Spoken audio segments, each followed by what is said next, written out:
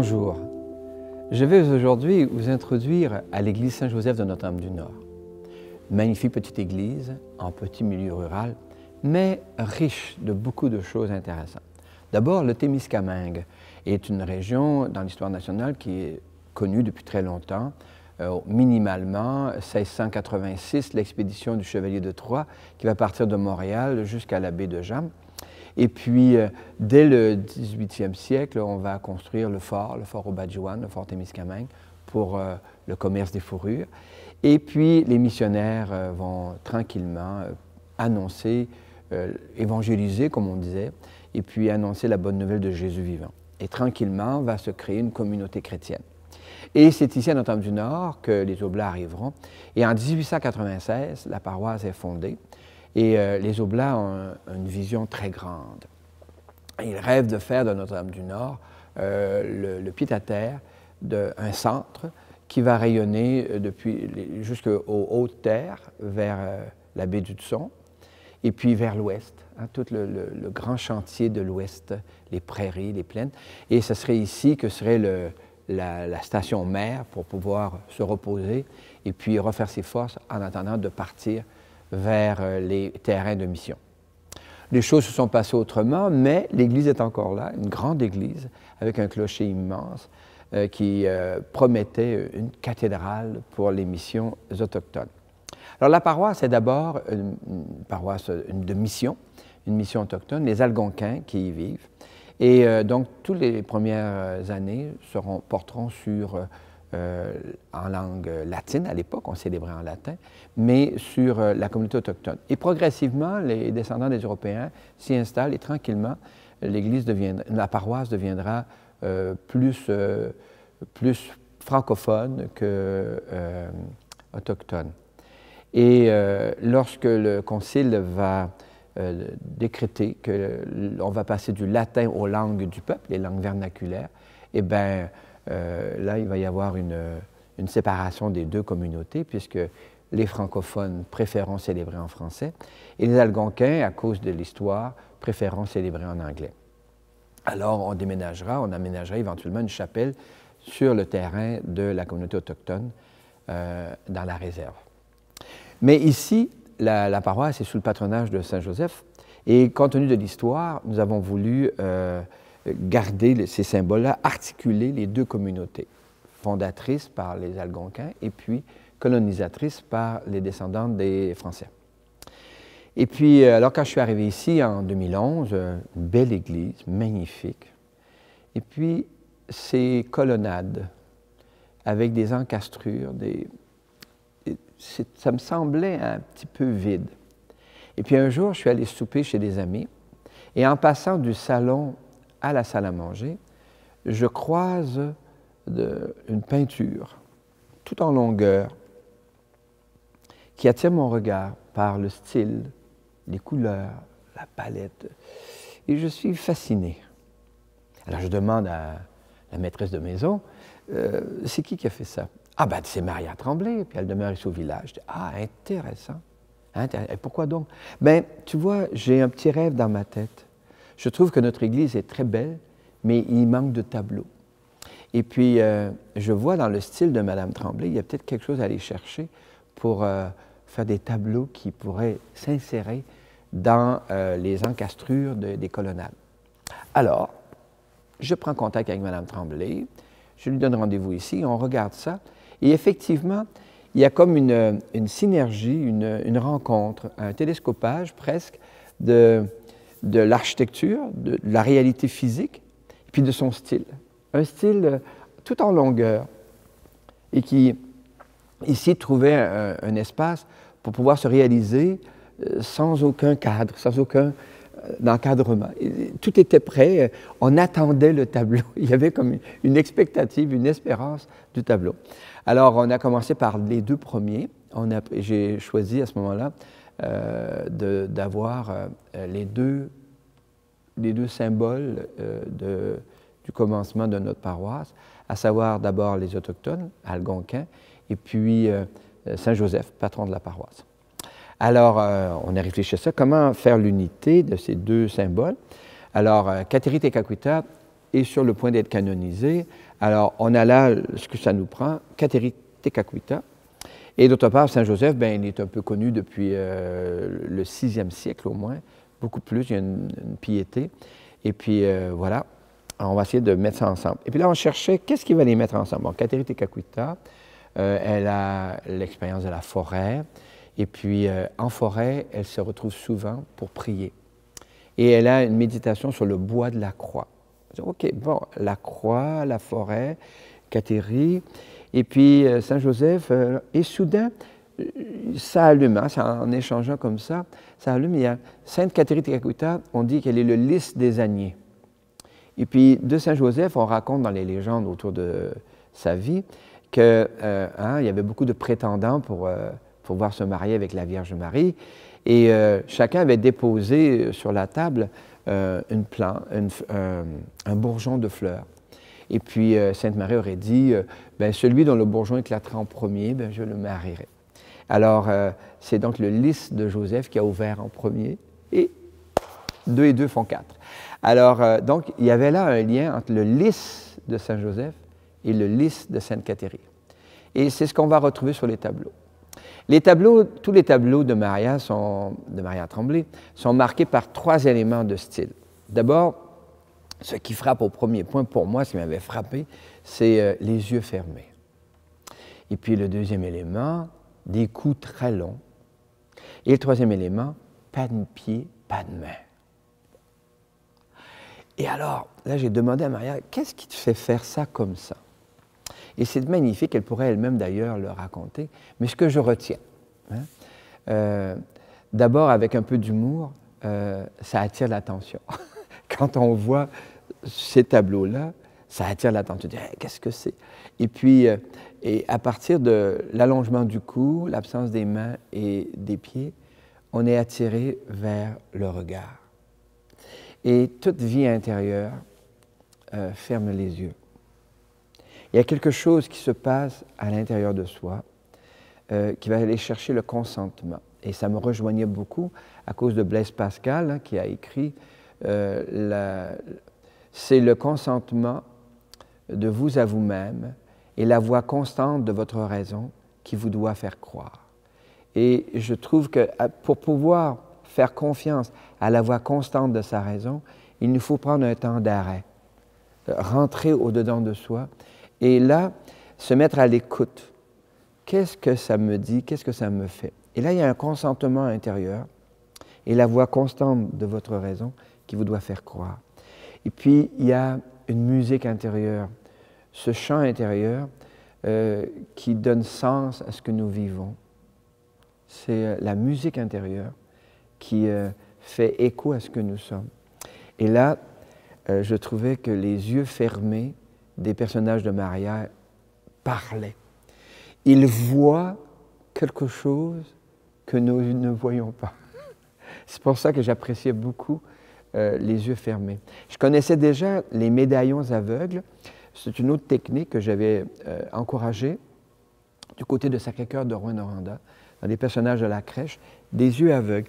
Un personnage aveugle, ça surprend au départ parce qu'on a l'habitude de voir les yeux. Mais lorsqu'ils sont fermés, ils nous invitent à aller voir par l'intérieur, hein, pour y susciter, aller à la rencontre, en tous les cas, de la voix constante de la raison, et là, de prendre une décision de croire. Alors, on a donc Sainte Kateri Tekakwitha, dont les yeux sont fermés, et puis elle tient une croix dans ses mains, parce qu'elle a médité beaucoup sur le mystère de la souffrance. Algonquine par sa mère, Sainte Kateri aura vu les souffrances du XVIIe siècle, alors, et elle va mourir de la petite vérole, ces maladies contagieuses qui viennent d'Europe et face auxquelles les Autochtones n'ont aucune immunité. Alors c'est la pandémie de l'époque, c'est la destruction des communautés. Je ne suis pas certain des chiffres, mais on peut parler je pense qu'à 90% de la communauté qui sera décimée. Alors, vous imaginez le sens de la souffrance que ça donne. Et puis, elle vit dans une communauté où, comme elle est presque aveugle, alors elle marche difficilement. D'ailleurs, c'est ce que son nom veut dire, Tekakwitha, celle qui s'enfarge dans tout ce qui traîne. Alors, puis elle recevra le nom chrétien de Kateri, Catherine Cathéry, et elle va méditer beaucoup comment on fait pour dépasser ce temps de souffrance qui nous sont imposés. Et là, elle va trouver dans la croix de Jésus un réconfort. Il y a quelqu'un qui a souffert avant nous et qui est entré dans la lumière de la résurrection. Alors, je ne cours pas après les souffrances, mais elles sont imposées par les conditions de l'histoire et de la sociologie, et ça nous tombe dessus. Alors, comment on fait pour persévérer, pour oser croire encore quand on est écrasé? Alors, il y avait cette expérience de Jésus qui l'a rejoint. Elle sera baptisée par le père de la Chauchetière à la fin du XVIIe siècle, et elle fuira sa communauté d'origine là-bas du côté de ce qui s'appelle maintenant la Nouvelle-York. Alors, elle va fuir à pied et elle va franchir les 200 kilomètres qui l'amèneront jusqu'à Montréal, où il y a la communauté des Jésuites et des villages autochtones. Alors, par exemple, à Ganawake, c'est le village où elle va se réfugier, la paroisse Saint-François, et son corps est là maintenant, encore aujourd'hui. On peut la trouver là-bas. On peut aller en pèlerinage à la chapelle Saint-François-Xavier de Ganawake. De l'autre côté, donc, Saint-Joseph. Saint-Joseph, époux de Marie, père de nourricier de Jésus, disions-nous. Je n'entrerai pas dans les questions d'ADN, ça dépasse mes compétences, mais Joseph qui prend en protection une femme dont il croit qu'elle est enceinte de quelqu'un d'autre. Et en ce sens-là, il est vraiment le modèle d'un père moderne, si je puis dire. Combien de familles composées, combien de mariages viennent alors même que l'épouse ou le père, le mari a déjà des enfants d'ailleurs.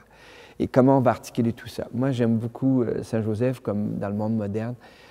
Il a été capable d'oser prendre chez lui, contre la rumeur, il a pris en protection cette femme et, qui a eu un enfant, Jésus, et il l'a élevé. Et il lui a montré son métier, un métier de charpentier. On dira de Jésus qu'il est le fils du charpentier. Donc, il a appris en famille, avec Joseph, le travail manuel, le travail bien fait, et puis le sens du bois. Alors, on revient encore une fois, Jésus va mourir sur une croix de bois.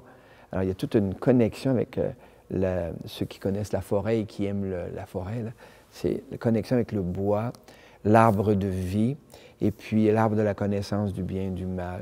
Tous des liens symboliques qui nous permettent de comprendre le mystère de notre foi, enraciné dans le mystère de la vie.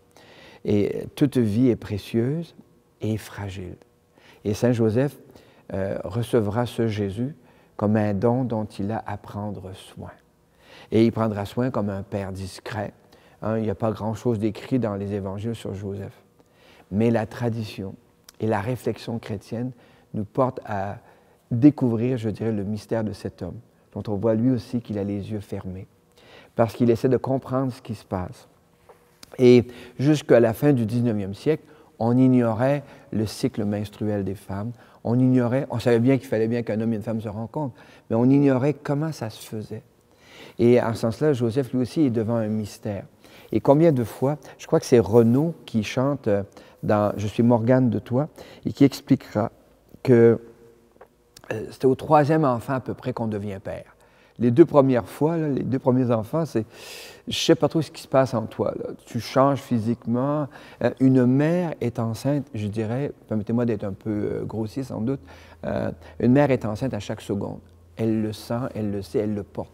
Au travail, au loisir, à la cuisine, peu importe ce qu'elle fait, elle se sait, elle se sent enceinte. Mais le père, il s'en va travailler, il ne porte pas l'enfant physiquement. Alors, il n'est pas enceinte ou enceint. Ça lui prend du temps à devenir enceinte. Et je pense que c'est Renaud qui disait, c'est au 3e que je suis devenu père. Apprendre que, oups, il y a quelqu'un qui s'en vient. Il y a quelqu'un que j'attends. Il y a quelqu'un que j'ai fait. Et puis toute cette symbolique de l'autre, le 3e, qui est le fruit de notre amour. Et met à vie que l'amour de Joseph pour Marie engendre Jésus. Et ce Jésus, il est le résultat d'un amour maternel, d'un amour paternel. Et voilà qu'il est là, riche de l'expérience de son Père. Il pourra utiliser plusieurs péricopes nous racontent des paraboles, le bois, le travail quotidien. Et puis, c'est ce que la piété à Saint-Joseph nous rappelle. Saint-Joseph ouvrier, et c'est pour ça qu'on retrouvera dans notre Église d'autres tableaux qui nous montrent le travail de la communauté. Alors, Sainte Cathérie, Saint-Joseph, patron de notre paroisse, symbole de l'histoire, d'une part, et puis du travail humain. Et c'est ce que j'ai voulu, puisque nous voulons à notre paroisse, mettre ensemble. D'une part, ce labeur humain, dont la croix ou le Christ crucifié est le symbole, parce que le travail, c'est du labeur. C'est pénible des fois.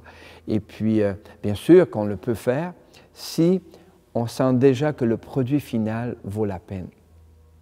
Ce n'est pas de l'esclavage. L'esclavage, c'est que tu n'es pas responsable du produit final. Il ne t'appartient pas. Tandis que l'artisan, le laboureur, il voit bien que le produit final nourrit la vie, l'illumine de la beauté et de la splendeur. Et en ce sens-là, Saint Joseph est très, très symboliquement le point de rencontre de la vie, le travail, le labeur et la joie de donner au monde quelque chose qui jaillit du cœur et de l'effort physique.